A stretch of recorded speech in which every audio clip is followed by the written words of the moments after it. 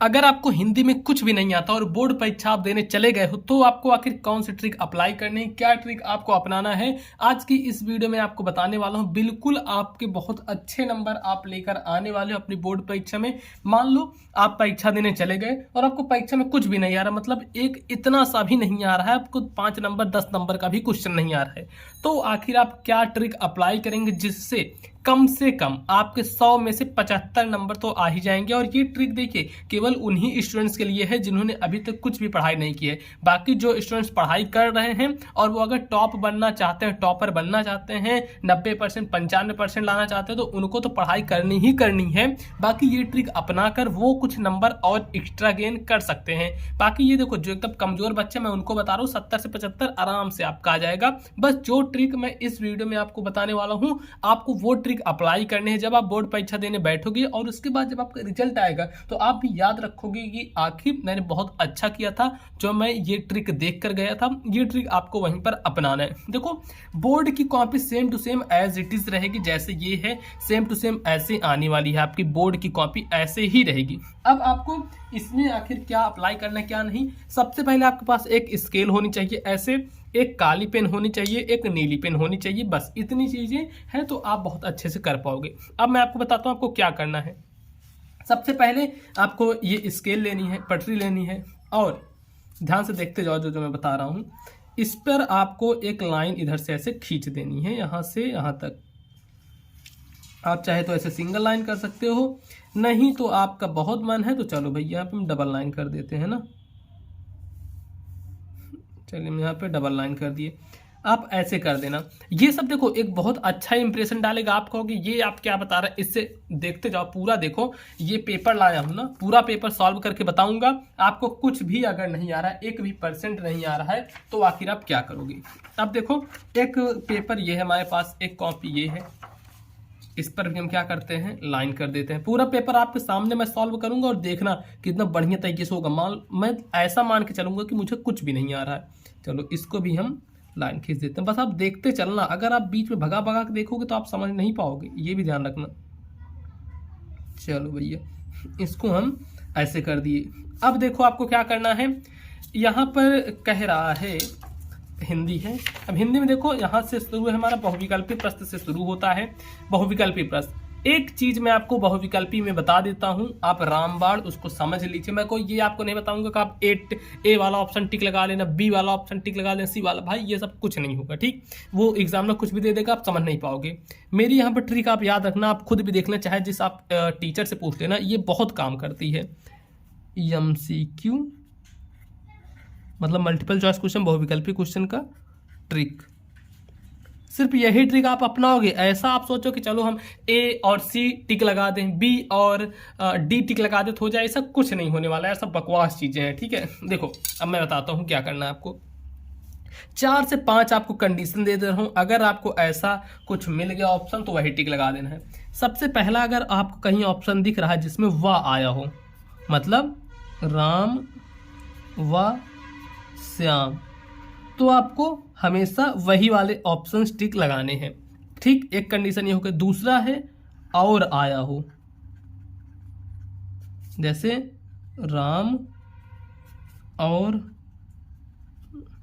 श्याम, ठीक। और इसी में आ सकता है कि जैसे आपके दो ऑप्शन ए व बी, तो इसको भी लिखना जरूरी नहीं कि राम और श्याम ही है, ये तो मैं एक एग्जांपल लिया हूं।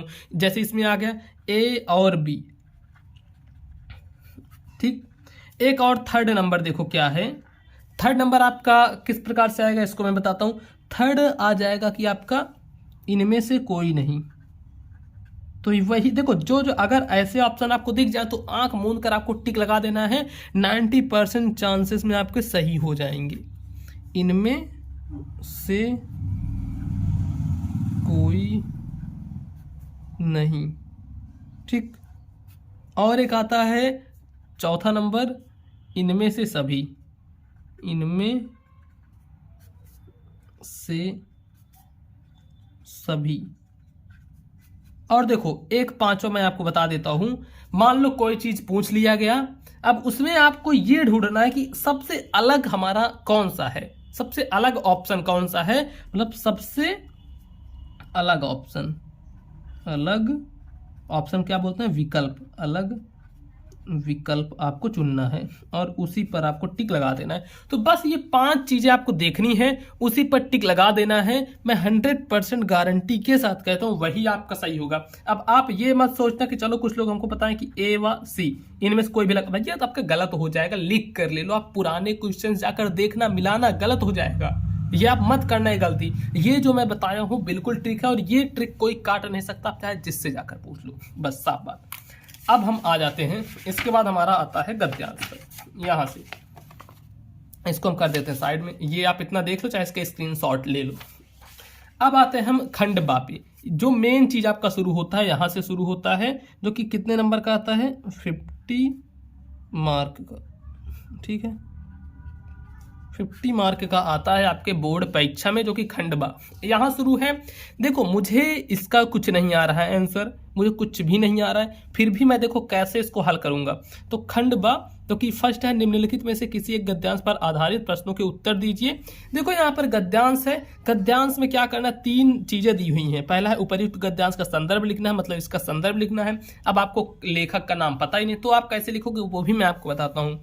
फिर है गद्यांश के रेखांकित अंश की व्याख्या करनी, फिर है लेखक ने विश्वासपात मित्र की तुलना किससे की है। ये तो आपकी बहुत बाद की चीजें हो जाती हैं। सबसे पहले जो एग्जामिनर के सामने इंप्रेशन जाएगा वो क्या जाएगा, आपकी स्टाइल का, कि कैसे आप लिखो। देखो यहाँ पर है खंडवा और क्या है, पहला नंबर, पहला क्वेश्चन, खंडवा का पहला क्वेश्चन। तो आप यहां पर डालोगे, क्या डालोगे, देखो मैं बता देता हूं आपको क्या करना है। लिखना है आपको प्रश्नोत्तर संख्या, सॉरी पहले आपको खंडवा लिख देना है यहां पर, खंडवा। अब ऐसे खंडवा लिखकर छोड़ नहीं देना है, आपको उठाना है अपना हथियार, मतलब स्केल, इससे आपको कर देना है एक अंडरलाइन, खंडवा के नीचे अंडरलाइन। फिर लिखोगे आप प्रश्नोत्तर संख्या 1, प्रश्नोत्तर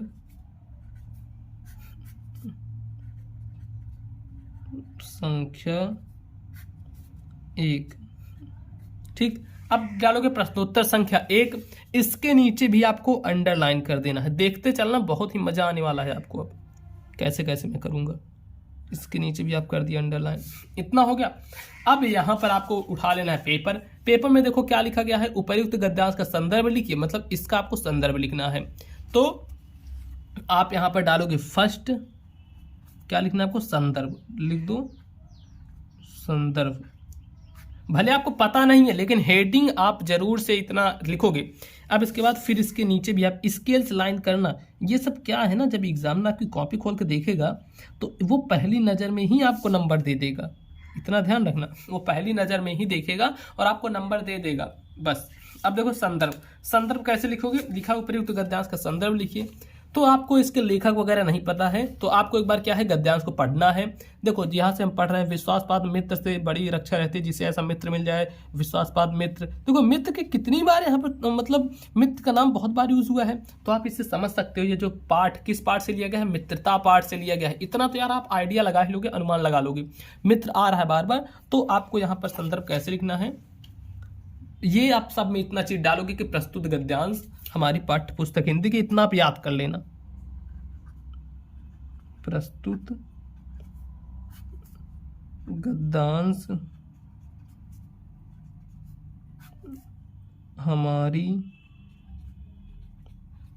प्रस्तुत गद्यांश हमारी पाठ्य पुस्तक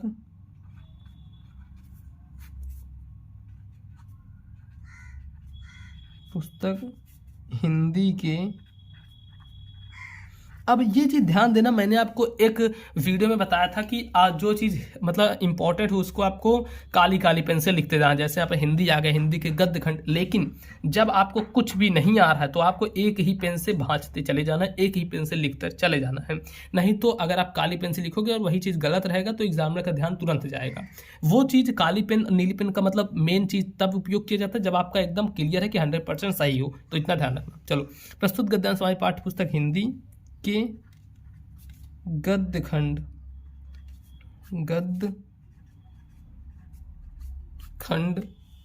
में संकलित, इतना आपको याद कर लेना, ठीक है, बस इतनी लाइन, संकलित किस पाठ से लिया गया है?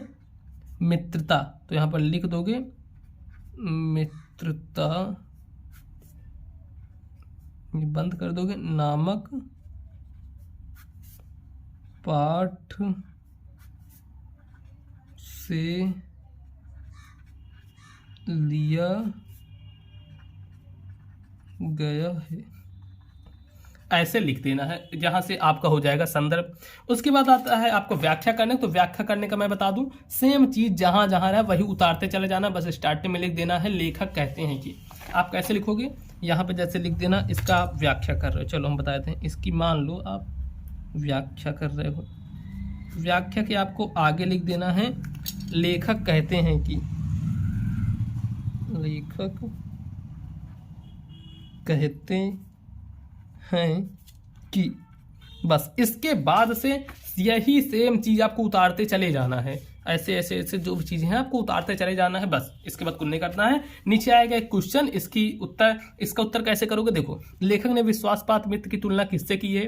तो यहाँ पर पढ़ो एक बार। विश्वासपात मित्र से बड़ी अक्षर रहती, जिसे ऐसा मित्र मिल जाए उसे समझना चाहिए कि खजाना मिल गया है। विश्वासपात मित्र जीवन की औषधि है। अब देखो, लेखक ने विश्वासपात मित्र की तुलना किससे की है? औषध से की है। तो बस डायरेक्ट लिख दो, इनकी तुलना औषध से की। और क्यों की है? तो यहाँ पर देखो, यही कहीं लिखा होगा, क्योंकि वे हमें उत्तम संकल्पों से दृढ़ करेंगे, दोषों और त्रुटियों से बचाएंगे और सत्य, पवित्रता और मर्यादा के प्रेम को पुष्ट करेंगे। तो इस प्रकार से आप लिख सकते हैं। अब देखो, उसके बाद हमें देखना है, अब हम देखते हैं और क्वेश्चंस को आप कैसे करोगे। जैसे कि आपके सामने आ गया जीवन परिचय लिखने को, ये देखो जीवन परिचय आ गया। तो जीवन परिचय का क्या हमारा 6 नंबर क्वेश्चन है, 6 का वाला। तो हम यहाँ पर फिर ऊपर करेंगे। अब यहाँ पर देखो, इसको कैसे डालोगे? यहाँ पर आपको लिखना है प्रश्नोत्तर संख्या 6। यहाँ पर लिखेंगे हम प्रश्नोत्तर संख्या 6, प्रश्नोत्तर संख्या 6। और 6 का कौन सा है? का वाला। तो यहाँ पर ब्रैकेट में हम डाल देंगे 6 का। तो नीचे करेंगे हम अंडरलाइन। ये देखो, अंडरलाइन जरूर से करना है, इससे एक अच्छा प्रभाव पड़ता है, मतलब कॉपी आपकी देखने में थोड़ी अच्छी लगती है। इतना चीजें कर देंगे। अब यहाँ पर दिया गया है इनका, हमें मान लो हमको कुछ भी नहीं पता, इनका जन्म उनका हुआ है क्या है कैसे, कुछ भी नहीं पता, कैसे लिखोगे? आचार्य रामचंद्र शुक्ल, जयशंकर प्रसाद, राजेंद्र प्रसाद। तो पहले हम डाल देते हैं आचार्य रामचंद्र शुक्ल का लिखना है। तो यहाँ पर आप लिखना 1, जो कि है आचार्य रामचंद्र शुक्ल।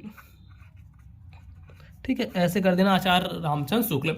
और एक चीज, एक वीडियो में मैंने आपको ये बताया था कि आपको बगल में इधर से ऐसे अंडरलाइन कर देना है, फिर आपको लिखना है नाम, जन्म, ये सब इसमें नहीं लिखना है, क्योंकि आपको ये पता नहीं यार ये कैसे है क्या है, तो आपको ये चीज बिल्कुल भी नहीं करना है। ठीक, ये तब करना होता है, ऐसी चीजें हाईलाइट तब करना होता है जब आपको वो चीजें याद रहें, जब नहीं याद है तब आपको नहीं करना है। ठीक है, आचार्य रामचंद्र शुक्ल लिखे। अब देखो हम यहाँ पर क्या करेंगे, अब हमें इनका लिखना है जीवन परिचय। तो आपको जो भी पता हो, किसी और का जीवन परिचय पता है तो और का लिख दीजिए, सिर्फ नाम की जगह पर इनका नाम आप लिख दीजिए।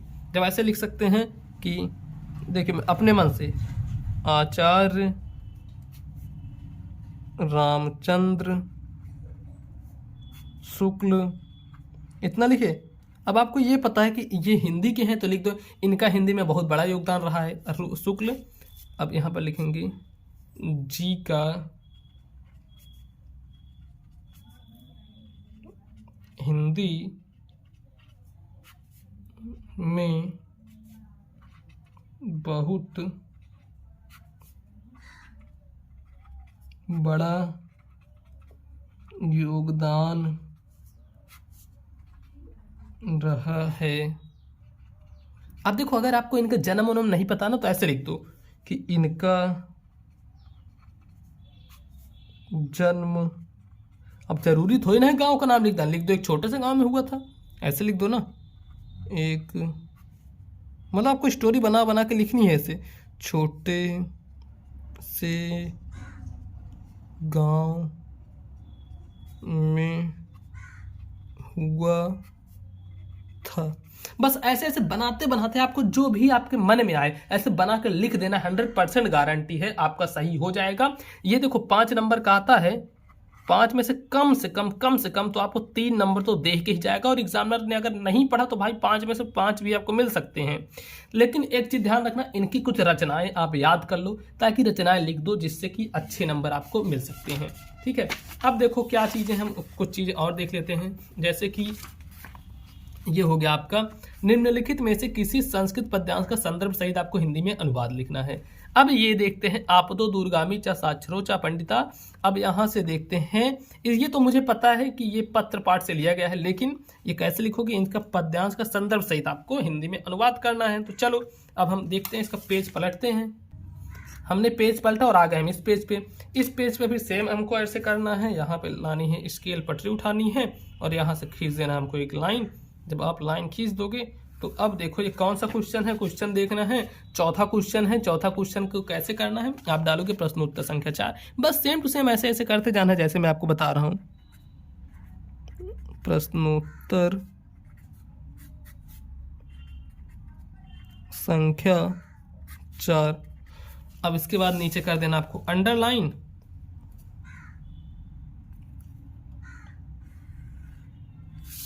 बस आपको यहाँ पर लिखना है संदर्भ। मान लो आपको संदर्भ आ ही नहीं रहा था, आप कैसे लिखोगे।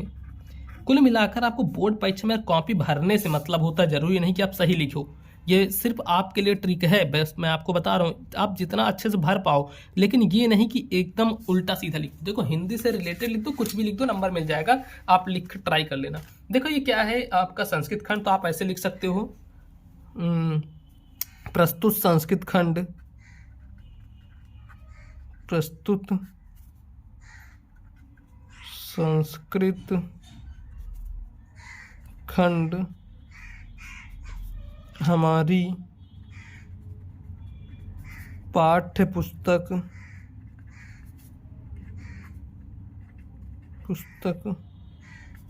हिंदी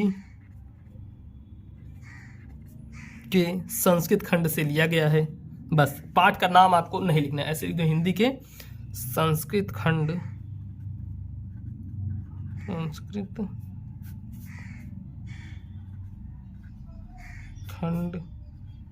से लिया गया है। उसके बाद आता है व्याख्या, तो आप लिख दो व्याख्या। और उसके बाद जो भी मन में आपके आ रहा है उससे रिलेटेड वही चीज ऐसे लिखते चले जाओ। ये मैं आपको बता देता हूं कि आप बोर्ड परीक्षा में जितना पेज भरोगे, जितनी कॉपी भरोगे, उसका आपको नंबर मिलता है। और एक चीज कि आप ऐसे स्टेप बाय स्टेप लिखना है। जैसे यहाँ पर प्रश्नोत्तर संख्या डाल दिए, जो भी खंड रहे उसको डाल दीजिए, काली पेन से कुछ हेडिंग डाल दीजिए। ऐसे लिखोगे तो बहुत अच्छे नंबर मिलेगा। एक चीज़ देखो, अगर आपको कोई भी डाउट आ रहा है, कोई भी कुछ आ रहा है, तो आप मुझे इंस्टाग्राम पर भी मैसेज कर सकते हो। देखो आईडी क्या है मैं बता देता हूँ, आप डालना पीयूष मौर्य 1001। ठीक, ये हमारी इंस्टाग्राम आईडी है, तो आप यहाँ पर डायरेक्टली मुझे मैसेज कर सकते हैं। कुछ भी आपका डाउट हो तो आप वहाँ पर जाकर मुझसे पूछ सकते हैं। ठीक है दोस्तों, अब मिलेंगे हम आपको और किसी नेक्स्ट वीडियो में। तब तक के लिए आप अपना ख्याल रखिएगा। और जितने भी मॉडल पेपर वगैरह, सॉल्यूशंस वगैरह सब प्लेलिस्ट है, आप जाकर देख सकते हो।